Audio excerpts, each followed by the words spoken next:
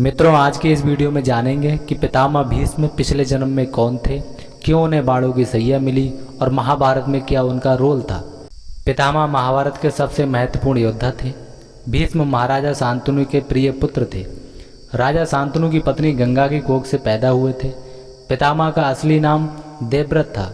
भीष्म पितामह ने अपने पिता शांतनु का सत्यवती से विवाह करवाने के लिए जीवन भर ब्रह्मचर्य का पालन करने की भीषण प्रतिज्ञा कर ली थी। अपने पिता के लिए इतना प्यार और सम्मान देखकर उनके पिता ने उन्हें इच्छा मृत्यु का वरदान दिया था कि जब तुम चाहोगे तभी तुम्हारी मृत्यु होगी, तब तक नहीं होगी। इन्हें अपनी उस भीष्म प्रतिज्ञा के लिए भी सबसे ज़्यादा जाना जाता है, जिसके कारण इन्होंने राजा बनने के बाद भी आजीवन हस्तिनापुर के सिंहासन के संरक्षक की भूमिका निभाई। इन्होंने आजीवन विवाह नहीं किया और हमेशा ब्रह्मचारी रहे। इसी प्रतिज्ञा का पालन करते हुए महाभारत में उन्होंने कौरवों की तरफ से युद्ध में भाग लिया था। इन्हें इच्छा मृत्यु का वरदान था। यह कौरवों के पहले प्रधान सेनापति थे, जो सबसे अधिक दिनों तक कौरवों के प्रधान सेनापति रहे थे। कहा जाता है कि द्रौपदी ने सरसैया पर लेटे हुए भीष्म पितामह से कहा था कि तुम्हारी आंखों के सामने मेरा चीरहरण हो रहा था और तुम चुप क्यों हो रहे उस समय।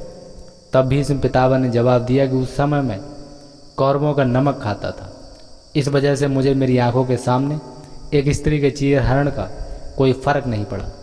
परंतु अब अर्जुन ने बाणों से मुझे घायल करके मेरा कौरवों के नमक का रक्त निकाल दिया है। अतः अब मुझे अपने पापों का पता चल रहा है, इसलिए मुझे क्षमा कर दो द्रौपदी। महाभारत युद्ध खत्म होने पर इन्होंने गंगा किनारे स्वयं अपने प्राण त्याग दिए थे। पिछले जन्म में वसु थे भीष्म पितामह। भीष्म के नाम से कहे जाने वाले देवव्रत पिछले जन्म में एक वसु देवता थे। एक बार सभी वसु अपनी पत्नियों के साथ मेरु पर्वत पर घूमने के लिए गए। उस पर्वत पर महर्षि वशिष्ठ जी का आश्रम था। उस समय महर्षि वशिष्ठ जी अपने आश्रम में नहीं थे, लेकिन वहाँ उनकी प्रिय गाय कामधेनु की बछड़ी नंदिनी गाय बंधी हुई थी। उस गाय को देखकर एक धौ नाम का वसु भी उसमें था। उस वसु की पत्नी ने कहा कि मुझे ये गाय बहुत पसंद है और मुझे ये गाय लाकर दो। अपनी पत्नी की बात मानकर धौ वसु ने महर्षि वशिष्ठ जी के आश्रम से उस गाय को चुरा लिया। जब महर्षि वशिष्ठ जी वापस आए तो उन्होंने अपनी दिव्य दृष्टि से देखा कि उनकी गाय उनके घर में नहीं है, उनको किसी ने चुरा लिया है। महर्षि वशिष्ठ जी वसुओं के इस कार्य को देखकर बहुत ज़्यादा क्रोधित हुए और उन्होंने वसुओं को श्राप दे दिया कि उन्हें मनुष्य रूप में पृथ्वी पर जन्म लेना पड़ेगा। इसके बाद सभी वसु वशिष्ठ जी से माफ़ी मांगने लगे। इस पर महर्षि वशिष्ठ जी ने बाकी वसुओं को माफ़ कर दिया और कहा कि उन्हें जल्द ही मनुष्य जन्म से मुक्ति मिल जाएगी, लेकिन धौ नाम के वसु को लंबे समय संसार में रहना होगा और दुख भोगने पड़ेंगे। वही वसु पितामह भीष्म थे। इन्होंने परशुराम के साथ भी युद्ध किया था। भगवान परशुराम के शिष्य देवव्रत अपने समय के बहुत ही विद्वान और शक्तिशाली पुरुष थे। महाभारत के अनुसार हर तरह की शस्त्र विद्या के ज्ञानी और ब्रह्मचारी देवव्रत को किसी भी तरह के युद्ध में हरा पाना असंभव था। उन्हें संभवतः भगवान शिव और नारायण ही हरा सकते थे। लेकिन परशुराम और भीष्म दोनों के बीच हुई युद्ध में परशुराम जी की हार हुई और दो अति शक्तिशाली योद्धाओं के लड़ने से होने वाले नुकसान को ध्यान में रखते हुए भगवान शिव ने इस युद्ध को रुकवा दिया।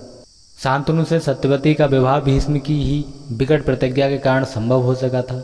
भीष्म ने आजीवन ब्रह्मचारी रहने और गद्दी न लेने का वचन दिया और सत्यवती के दोनों पुत्रों को राज्य देकर उनकी बराबर रक्षा करते रहे। दोनों के निसंतान रहने पर उनके विधवाओं की रक्षा भीष्म ने की। परशुराम से युद्ध किया, उग्रायुद्ध का वध किया।